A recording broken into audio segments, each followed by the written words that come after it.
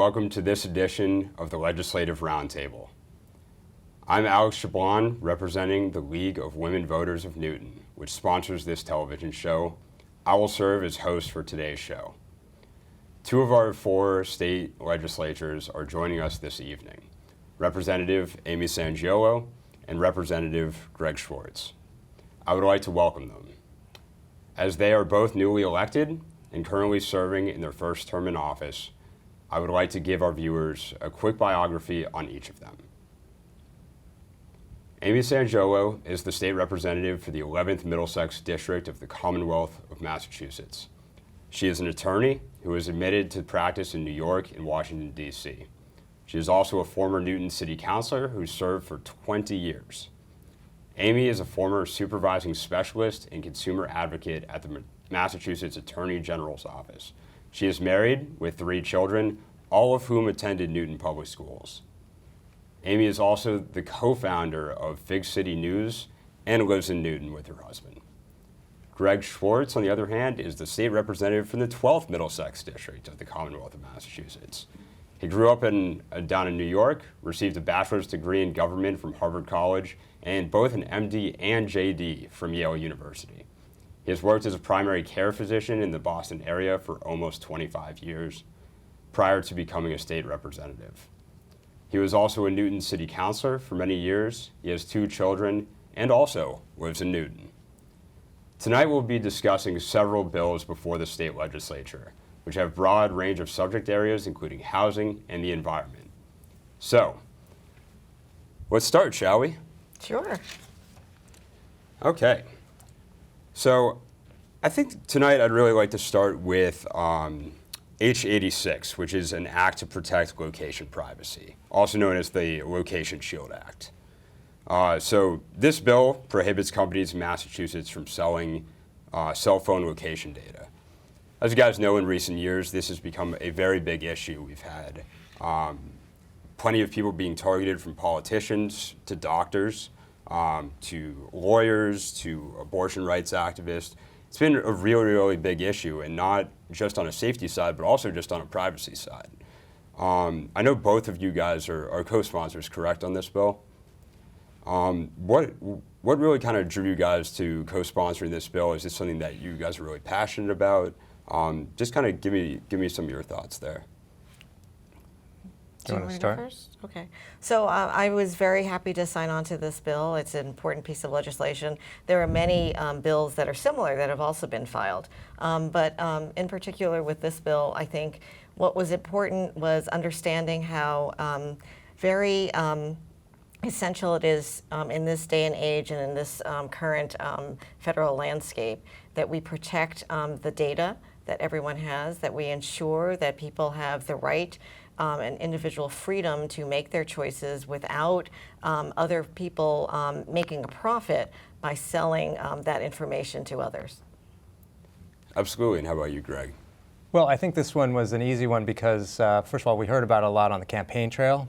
I don't know if you recall, but when we were all doing debates and discussions with various groups and forums, the Location Shield Act was mentioned as a bill that, I think, in the last session was proposed as well as in this session. So when it was introduced, it was kind of already one that at least I had certainly looked into and considered.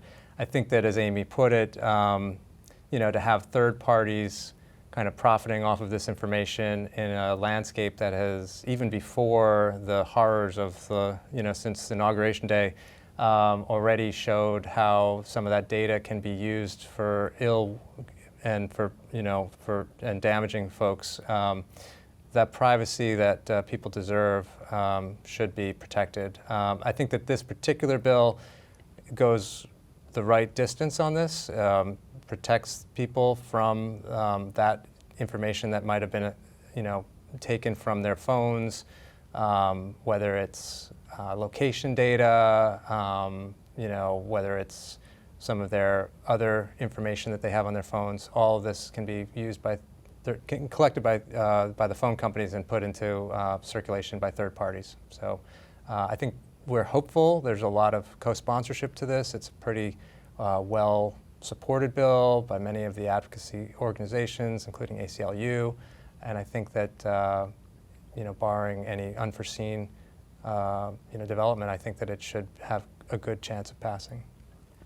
Which is great to hear. And it's, you mentioned, from the campaign trail last year. I mean, we even, here at the league, we actually had, a situation which a local league actually had a request from a candidate to remove their location, their home address from some of the information that we were distributing, in our information packet. So something that's definitely very relevant to us here at the league, and I think that's really applicable. I mean, in this day and age, just about everyone has a smartphone, so it really is just about applicable to each and every one of us. So it's really great to hear that both of you guys are championing this bill, and as you said, I mean, really a very strong, list when you look at who's co-sponsoring. So it's great to hear, and you never know with in Massachusetts with our process, but good to hear that you think that might move along. I would just add that Cindy Cream's bill is sort of similar on the Senate side, and she was at the hearing, I think it was held on April 9th, and testified about the importance of having this bill. I think she also has a more comprehensive act that she has also filed. Again, this particular version of the bill has a number of co-sponsors, including the two of us. I am very hopeful that it will move forward, hopefully expeditiously. People are concerned about whether where they go and practice religion, the type of healthcare services that they receive. People do not want that shared without their permission and consent. Absolutely.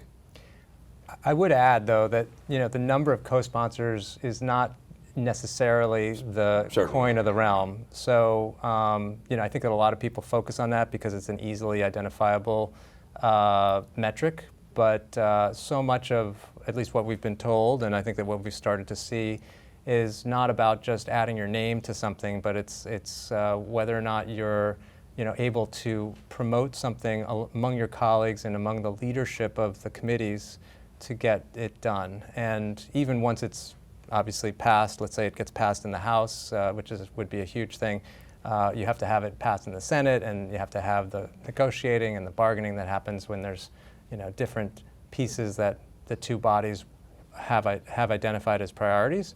So again, I don't want people to just fixate on the number of co-sponsors. That's not really the end of the story. It's really just the beginning of the story. Absolutely. You could have the whole House on there and still not even get a vote on the floor. So I know both you talked a lot about coalition building during the campaign. So certainly work to be done.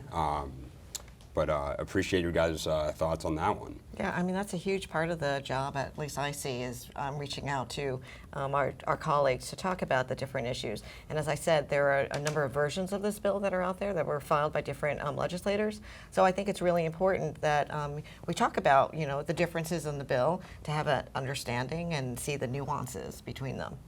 Yeah, and definitely a big learning curve, right, for some freshmen, replacing, Kay and Ruth, who were there for so long and got to build those relationships and things like that. So, great to hear you guys are making steady progress for Newton right from the get-go. I can tell you that it was even better when we were in the bullpen together, which is, I don't know if the viewers understand this or know this, but when you're a freshman, you don't get an office right away. Oh, no. Like for months. No. And there are a number of reasons for that, probably just primarily because they want to haze you. But they say that there are other reasons, which is they want to create a camaraderie in the class, and they also have to figure out who is going to get the offices, filling in the people who left. But the longer that took was the better for me, I felt, because I was sitting next to Amy actually in the bullpen, in one of the two bullpens, and I miss her now that we've gotten offices. It's true, yes. We still see each other everywhere. But I think it was a good experience for all of us in the bullpen, for the freshmen, the new legislators, because we did get to understand and hear each other's thought processes and understand what is important in their districts. And it was just a lot of fun. And to be honest, that's really one of the things that's been just striking to me, is that you get to know folks from these different districts, not only as people, but as representatives of their districts. And their districts are not entirely what you would expect coming from Newton. They're very different districts, and they've all, had to figure out what their district wants based on their elections. And so understanding that is really, I think, helpful in trying to build those coalitions that you mentioned. Oh, Absolutely. especially since they represent sometimes not just one town. Right. Multiple towns, and then they have to sort of reconcile the differences on the impact of different pieces of legislation. So some towns may be okay, but in their other parts of their district, they might not be okay. Yeah, Just like me, Brookline and Newton, sometimes they're really, that comma might be different in different. Yeah, and so our viewers know Greg also does represent a part of Brookline as well. So in the interest of time, we're going to move on to the next bill. So I want to talk a little bit about H2370, which is an act of prioritizing patient access to care. Really what this bill does is removes a lot of restrictions on abortions after 24 weeks in Massachusetts. And I think really one of the reasons why the League supports this is that a lot of what's happened in the fall of Roe is that people have had to go out of state to receive basic health care. Women having to travel very far distances. And of course, in Massachusetts, we pride ourselves on being a commonwealth that is pro-choice. However, there are still circumstances in which someone may have to go out of state. That's really a reason why we support this bill here. We've long supported any effort to really ensure that there's affordable and equitable access to health care for all. So I know, Amy, that you're a co-sponsor on this bill. So kind of wanted to start with you there. And I know that when we were on the campaign trail together, I mean, you were have always really been a fierce advocate for women's choice and for healthcare access. So just kind of want to start off with you and get your thoughts. No, I think you summed it up perfectly in terms of the reason why it's so important to have this legislation pass. It's very important, particularly to make sure that we have abortion access to anyone who seeks it. Right, we're seeing the restrictions happening all throughout the country. So Massachusetts really needs to protect our right to choice. Absolutely, Greg. Any thoughts on the bill? Yeah. So I'm not yet a co-sponsor. I support the bill. I support the concept of the bill. The only reason why I hesitated, and again, we had budget for a number of months, so I'm just now getting a chance to really go into some of the details of some of the bills. Is that I wanted to talk with some of the abortion providers that I know and that I trust, and I know that the current legislation that it would change, the current language that it would change, does have pretty specific situations where third-term abortions are allowed. So I wanted to get a sense, especially given the trying to get a feel for how likely this is to actually create more opposition, perhaps from the Republicans and from the forces that we've seen unleashed in the recent election, to see just how much of a difference this would make in the context of abortion, third-term abortions. Currently, it's for after 24 weeks, and it does make a very kind of clear, it's up to the physician and the patient. But how does that square with some of the restrictions that we've had up until this point, and how much would it actually change for those providers? So, as a physician myself, I just wanted to kind of get a better sense. I do think that I'll end up on the bill. It's just, again, as I was saying before, co-sponsorship is not really the main kind of impact that we have. It's really more having those stories, understanding how it's going to impact the particular realm that it's focusing on, and trying to make that known to the other legislators who are going to be passing it. So that's why I've just held off for the moment. Absolutely, and it's important that our legislators read the bills, understand the bills, are doing their due diligence on them, and I think that that's what the people of Newton definitely expect. I know, you guys know a lot of voters here, and people definitely are very detail-oriented here in Newton. I think, one of the things that, we at the League have kind of seen is, sometimes, thinking even about what's happening right now with the current administration. Something goes out without a lot of, guidance or anything like that, and then suddenly it's left up to interpretation when it's, kind of how the law currently is. And that can sometimes lead to, doctors being cautious on things, which is completely valid. So I think, the idea is just making sure that it really gives that full freedom, and that we're not having situations in which it goes, I don't know whether or not this might skirt the law. So I think that's kind of the idea behind it. But again, I know you're doing your diligence, and that's thank you guys for sharing your opinions on that one. Want to kind of move into kind of on the civil rights side. We have a bill here, H2580, an act relative to protect the civil rights and safety of all Massachusetts residents, also known as the Safe Communities Act. What really it's trying to do is ensure that immigrants are offered due process rights and that local resources are not used towards enforcing federal immigration law.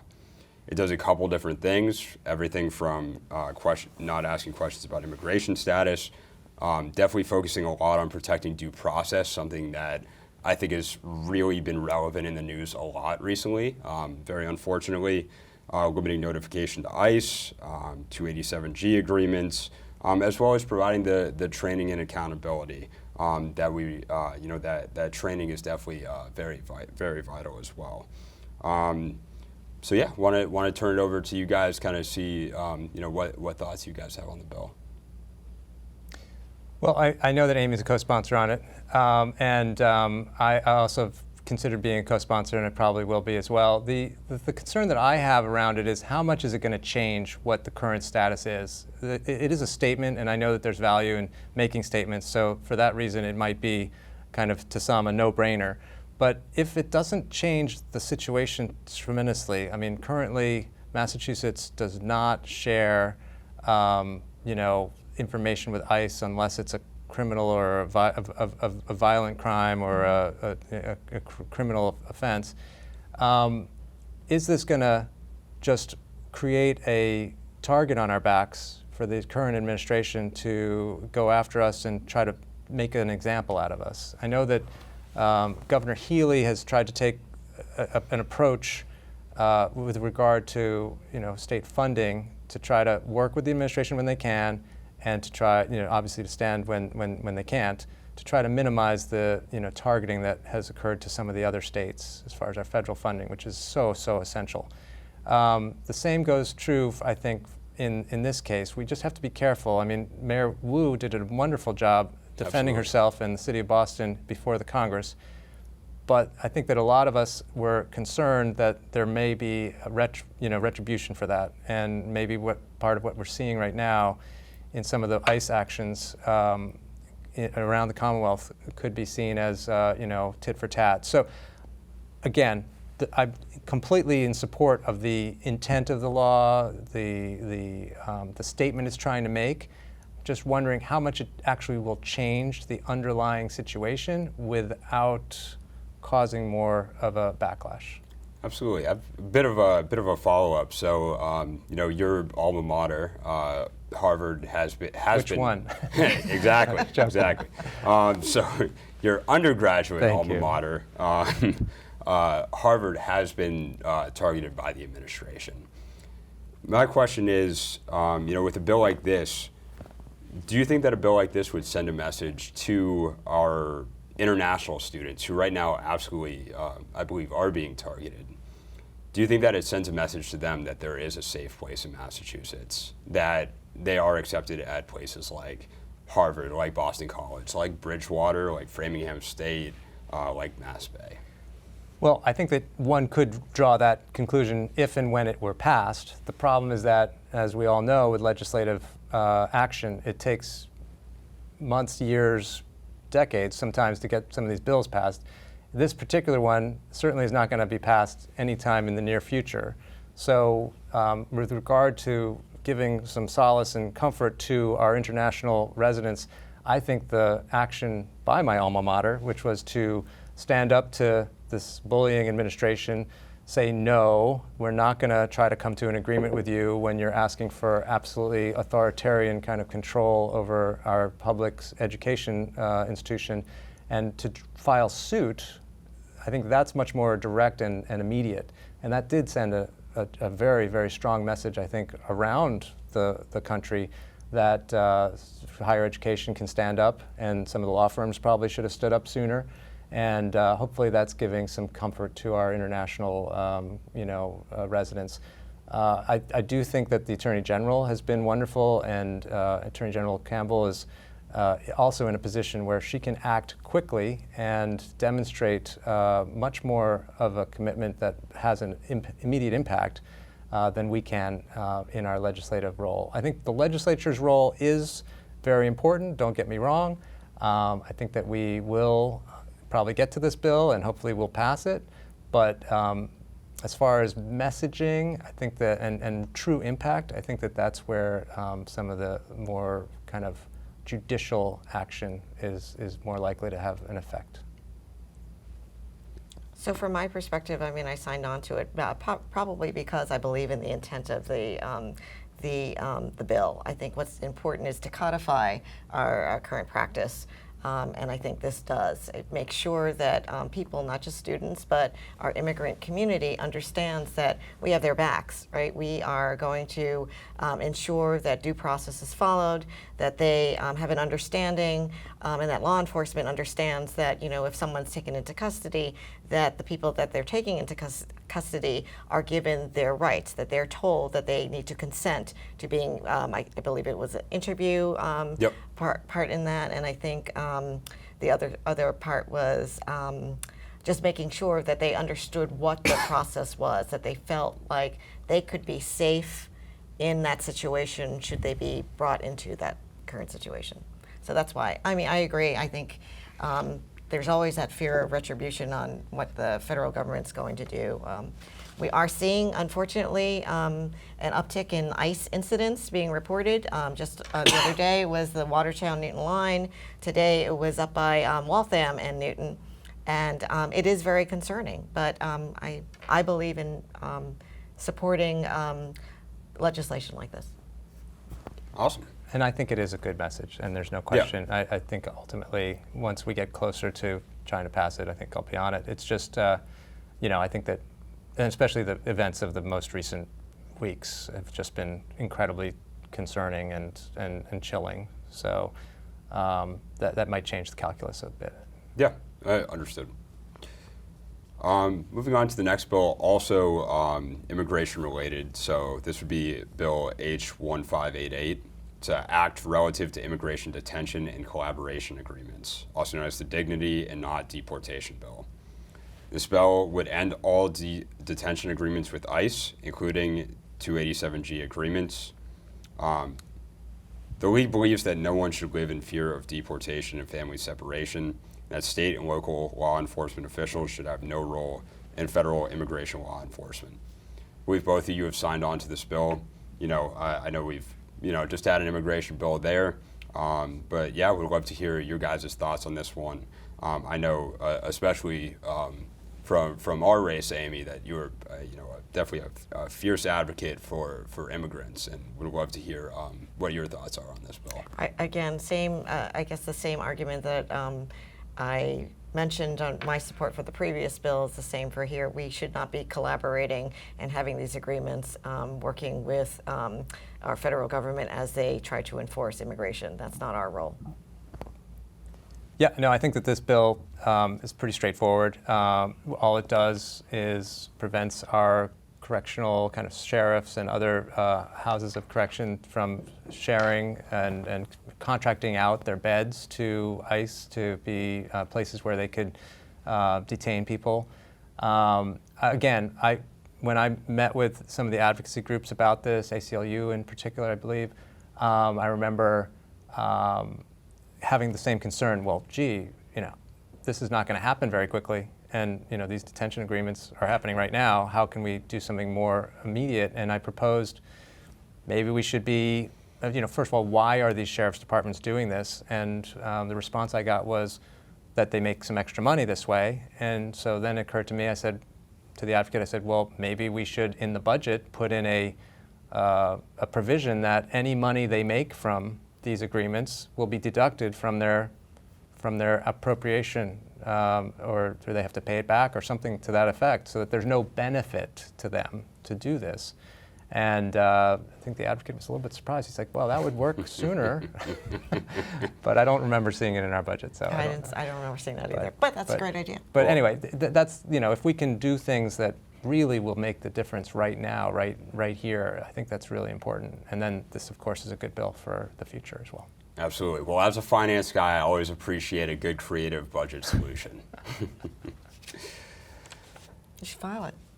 It was too late. Yeah, exactly. Well, for the next budget. Exactly. I was going to say, there's always one every year, right? Probably similar thoughts on this one. This is Bill H-1954, an act ensuring access to equitable representation in immigration proceedings. I believe that you're now both signed on to it, right, Greg? Mm-hmm.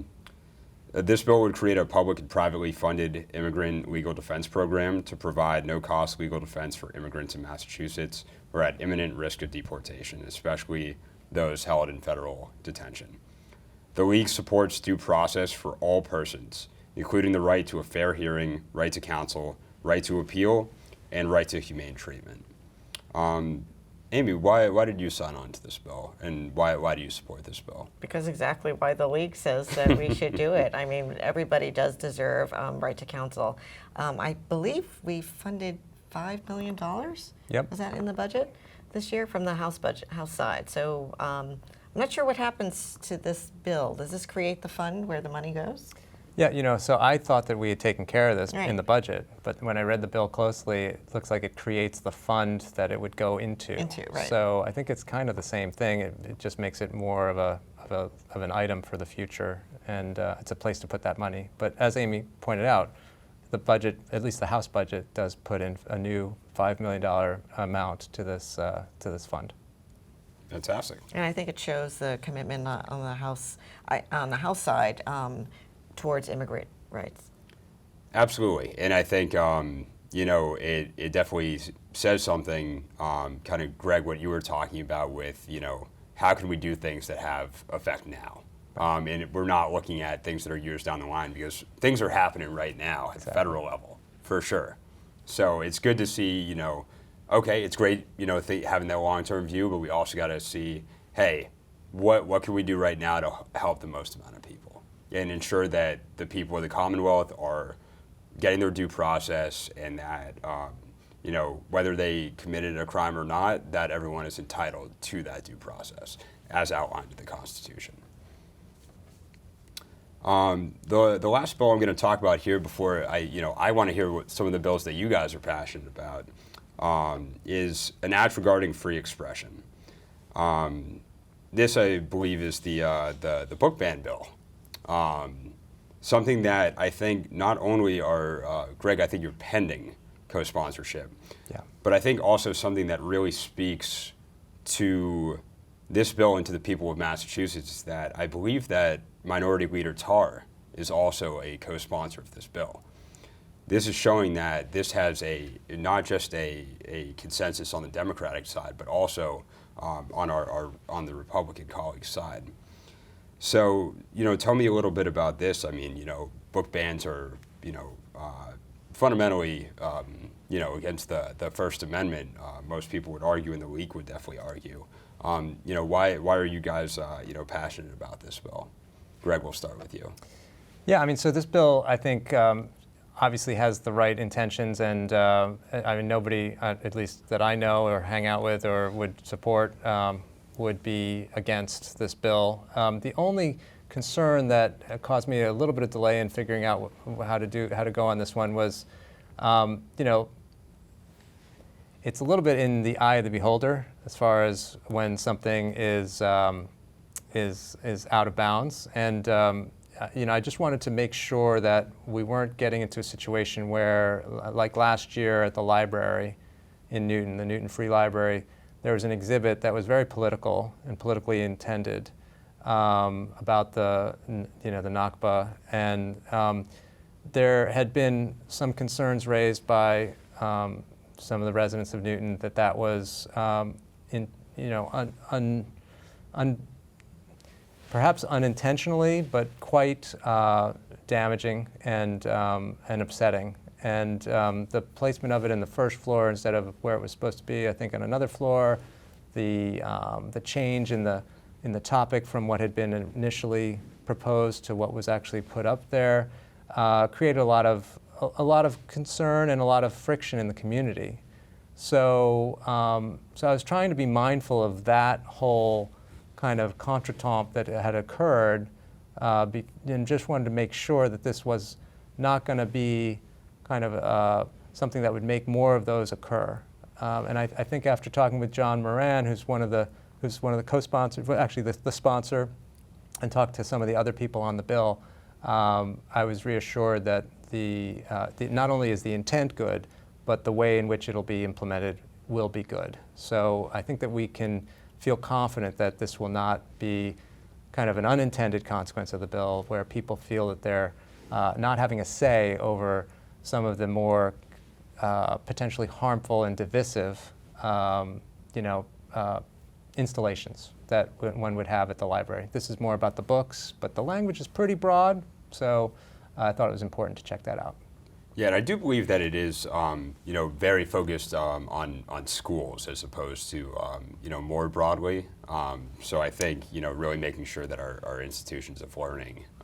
If I'm not mistaken, I think it also affected Libraries. the libraries. Yeah. Right. books and Oh, no, libraries. correct. So that's why I was concerned about that. Definitely. No, I agree with Greg about the intent of the sponsors of this bill to make sure that we try to protect our freedom of expression, the ability for all forms of expression to not be banned by an administration that sees almost everything as controversial. And that's, the whole point of having libraries is for people to learn more about different cultures, different ways of thinking that might be uncomfortable. Absolutely. Well, you definitely, when I was a kid, could find me at the Newton Public Library very frequently. That library card was one of the only things I didn't lose when I was a kid. Lost a lot of sweatshirts back in the day.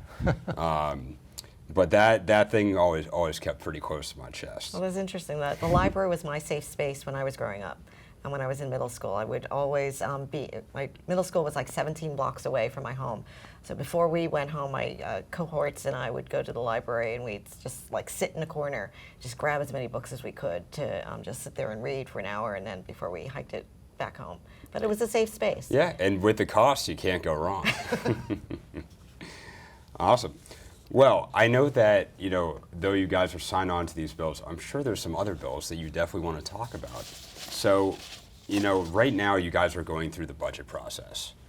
Your guys' first budget, one of our only kind of must-pass bills every year.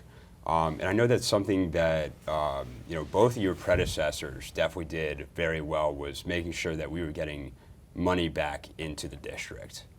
And I think that, I've heard many people kind of wondering, what sort of amendments have you guys been filing to the budget in order to ensure that money's coming back into the district? Well, I think Amy's a rock star. She was able to get $50,000 for the Boys and Girls Club, which I want to be one of the first people to congratulate you on that. Of course, none of this is set, right? Right. We have to get the Senate. I worked to, I should back up.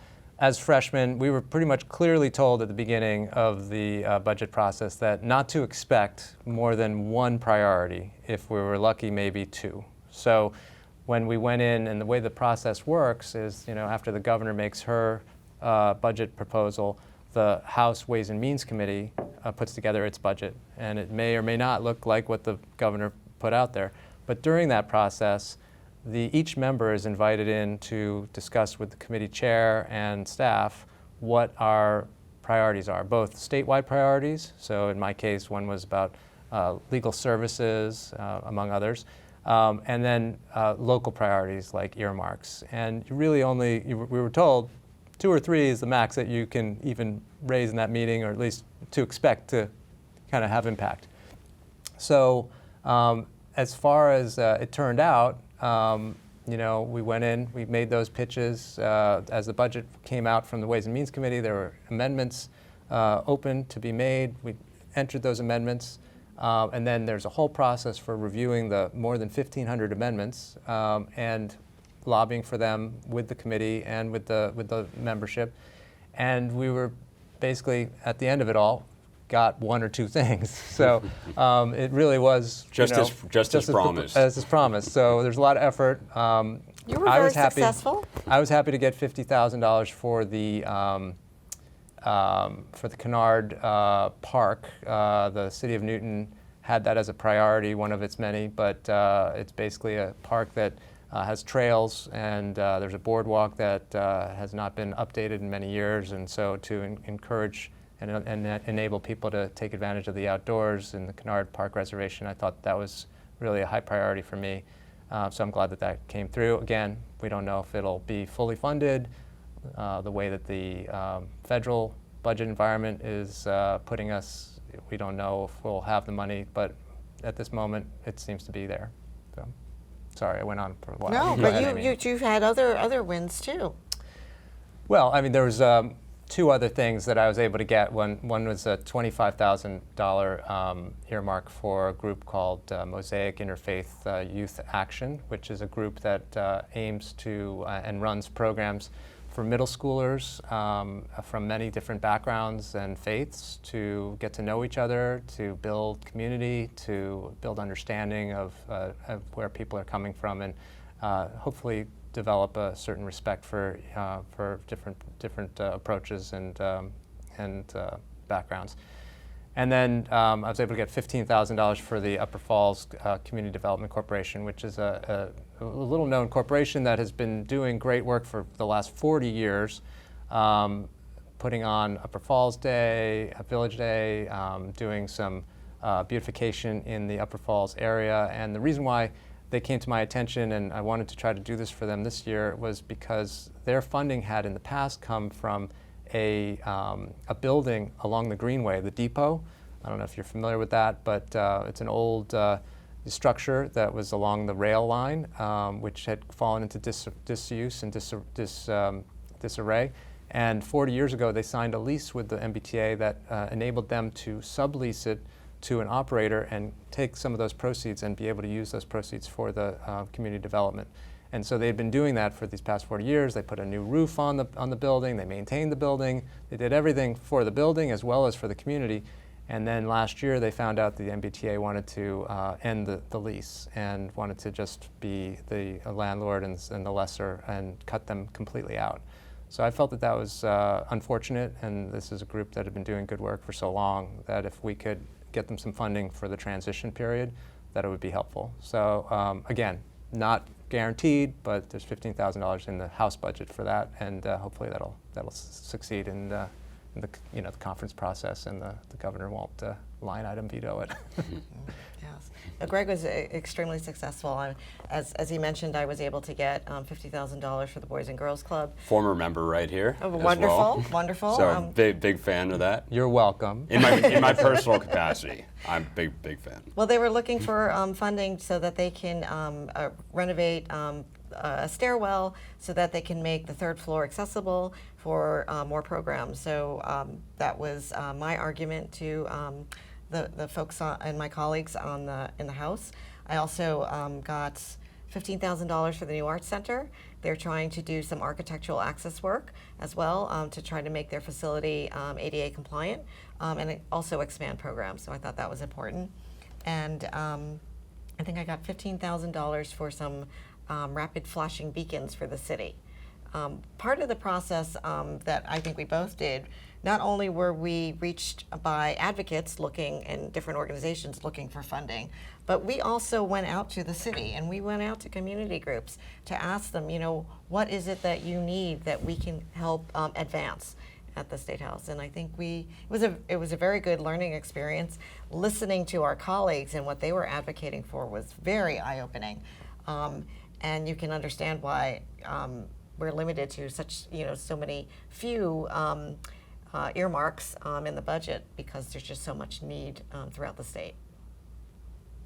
Absolutely. Well, that's awesome to hear that you guys are having some success there. Obviously, we'll see what happens with the Senate and with conference. But no, that's great to hear you guys are seeing some success there and fighting for Newton, getting some money back to the district. I should say that Amy getting that money for the New Arts Center is just I saw that from the genesis to the completion. I was with her. I think we were at a Chinese New Year Yes, kind Lunar of New Year celebration event. that the New Arts Center was putting on, and the New Arts Center does so much for Newton. They don't get money from the city, and they provide programming for hundreds or thousands of kids throughout the year, and they do all these programs and things that bring the community together. And so we were talking with Emily, the director, and we were talking about just what they've been doing and what some of their challenges are, and she pointed out that they'd like to this is an old building, they'd like to make it more accessible so that more people can take advantage of it. And they had a project that they'd been trying to get some money for to do the architectural drawings, and Amy just took that and ran with it and brought it all the way through the process. So it was great to see like the need and the process by which it gets delivered. Well, So. same with Greg with the Upper Falls. I mean, we were contacted by Upper Falls. right. They told us that the lease was ending, and they were at their wits' end to try to figure out what they could do to move forward, and Greg ran with that. So I think what's really important is that we maintain open communication with all of these organizations so what we understand, and because we're in the community so much, really are, that we've been able to establish that, and so people feel comfortable and confident to come to us, and we will do all that we can to advocate on their behalf. Well, I can personally attest because I have run into each of you many, many times in the last couple of months. Can definitely guarantee the public that they are out and about. Last couple of days.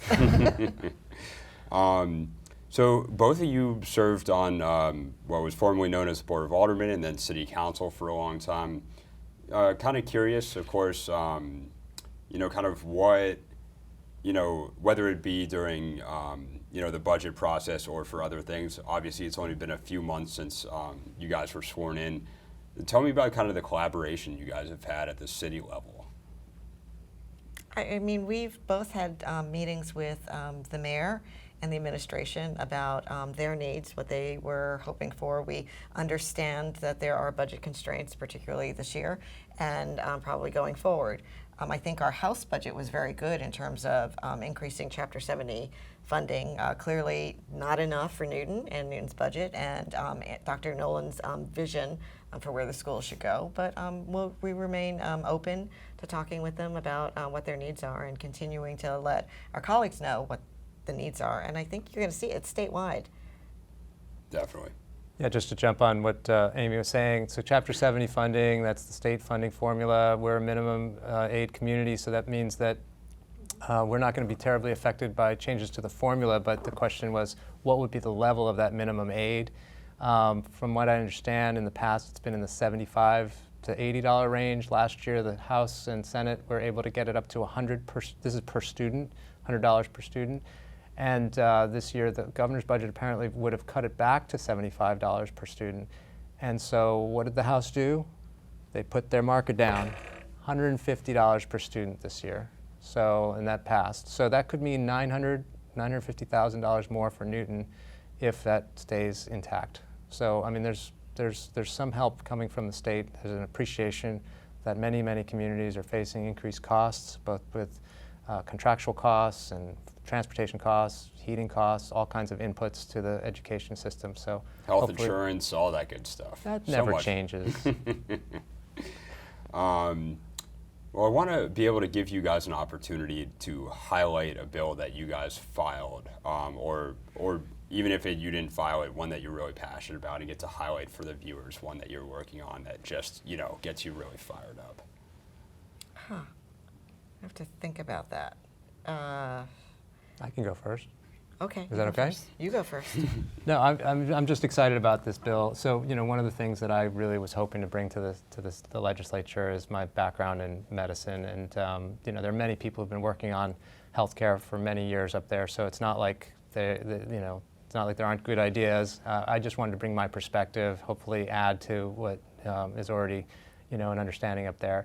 And so I was really excited when I was approached by some of the leadership to put forward a bill that had been, partially drafted that would increase try to address the primary care access challenge. So right now, as many people unfortunately are experiencing, there's a crisis in primary care. People either can't keep their doctor, they can't find a new doctor.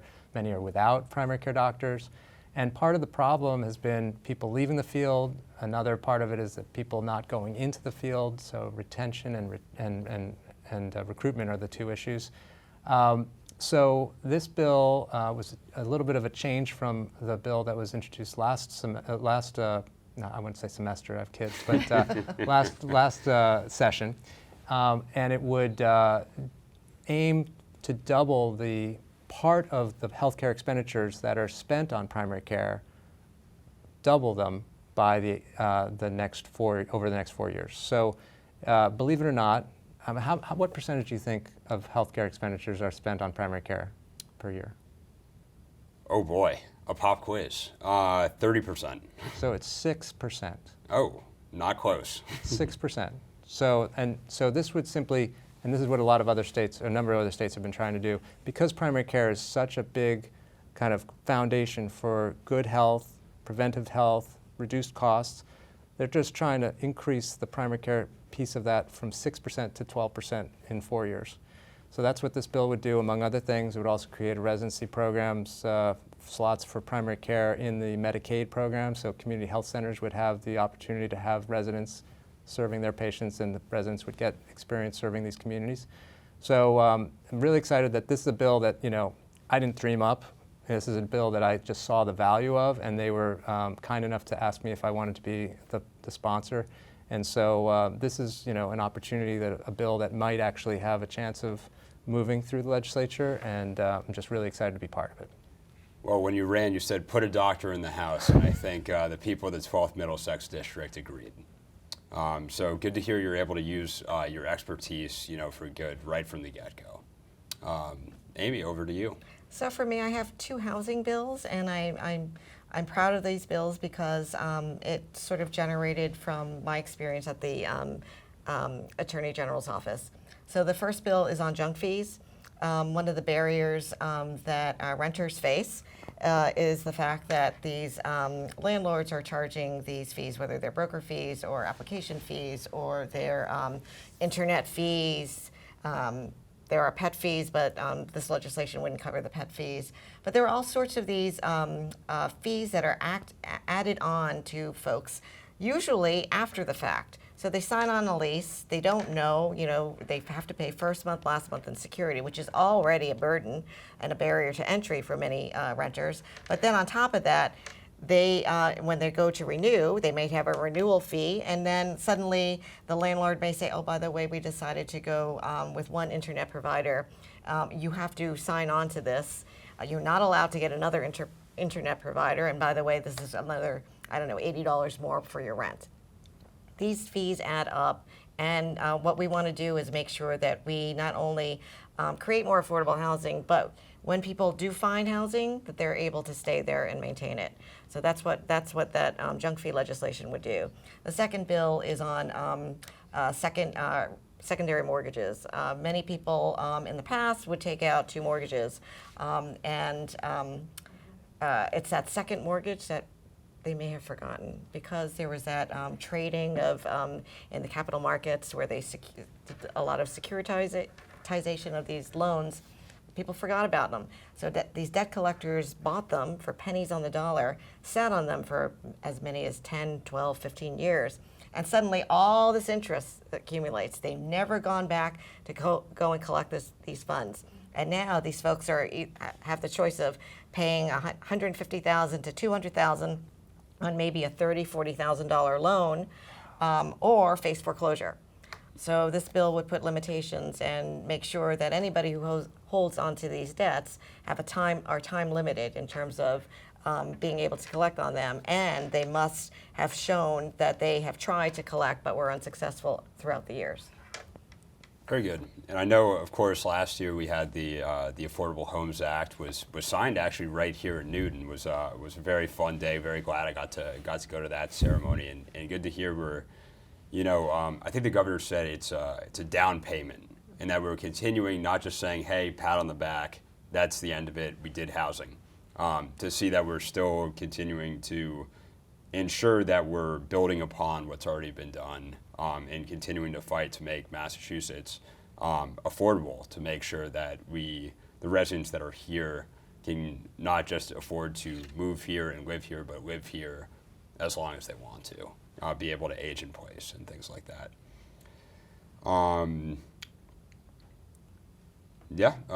Any just other? just on eviction prevention, that's something that, again, in the budget, I think Amy and I were both very supportive of this account that was created, this line item for, I think it was just last year that it had started, a pilot program that would provide, I think it was $2 million maybe to the Greater Boston Legal Services and Metro West Legal Services and all the legal services corporations to represent tenants in landlord-tenant court. And the impact of that is incredible. If you, another pop quiz, what's the percentage of tenants who are successful in defending eviction proceedings when they're not represented by landlord? Yeah, I just told you I graduated literally 2 days ago and I'm getting quizzes already. I'm going to go with 5%. So it's 10%. So Okay, so undershot this one. but with counsel, 90%. Wow. So if we want to keep people in their homes and we don't want to have to, create more, programs and everything to try to deal with homelessness, why not try to keep people in their homes? And a small down payment, as you say, goes a long way. Absolutely. Well, I have one last question before we wrap up here. So going to your guys' committee assignments, I'm sure you guys have probably gotten this question before. So Amy, you're on public health, and Greg, I think you're on environment. Those are kind of each of the other one's area of expertise. Have you guys gotten to collaborate a lot, or just kind of curious how you guys have been able to collaborate so far? Have we had to collaborate? I think Greg is aware of what bills are in my committee, and I'm aware of what bills are in his committee. And when I see something of interest, I'll go knock on his door or text him and say, hey, what's going on with this particular piece of legislation? Yeah, no, I think that it really hasn't had the opportunity yet to really, have us collaborate on the, the bills are just starting to get you're the just hearings. having the first couple hearings, Exactly. Right now. But I must say that I'm looking forward to her collaboration on my committee, which is cannabis policy. And we are having actually some significant hearings, and we're actually probably going to put together some legislation because there's a need for reform of the CCC, Cannabis Absolutely. Commission. But yeah, you're welcome anytime to come and try some of the stuff that they bring in. Well, that's great to hear that we have two state legislators that got to work with each other previously, get to work with each other again. Obviously, have a lot of knowledge between you guys. You got a couple degrees under your belt. So really nice to see that you guys have that relationship, just like Kay and Ruth had, being able to be collaborators to bring what's best for the city. Thank you. Yeah, Thank you. It Yeah. definitely feels that way. Yep. It's been a joy. Okay, I think that's everything that I had. So if we could just move to the close, that would be great. The League of Women Voters is a nonpartisan organization that promotes informed and active participation in government. The League does not support or oppose specific candidates or political parties. It does, however, take positions and advocate for issues that it has studied. Membership in the League is open to all people. For information, contact or visit www.lwvnnewton. New TV is Newton's award-winning, state-of-the-art media center, specializing in television production, training, and building community partnerships. It is Newton's primary source of locally relevant programming. Membership in New TV is open to all Newton residents. For information, call 617-965-7200 or visit the New TV website at www.newtv.org. The opinions, statements, and claims expressed by the guests in this program are their own and do not in any way represent those of the League of Women Voters or New TV. I'm Alex Chablon for the League of Women Voters of Newton, and I thank our legislators very, very much for their participation in this roundtable, and to all of you for watching. Participate in our elections, and remember, democracy is not a spectator sport. We'll see you guys next time. Thank you. Thanks, Alex. Awesome. Great to see you guys.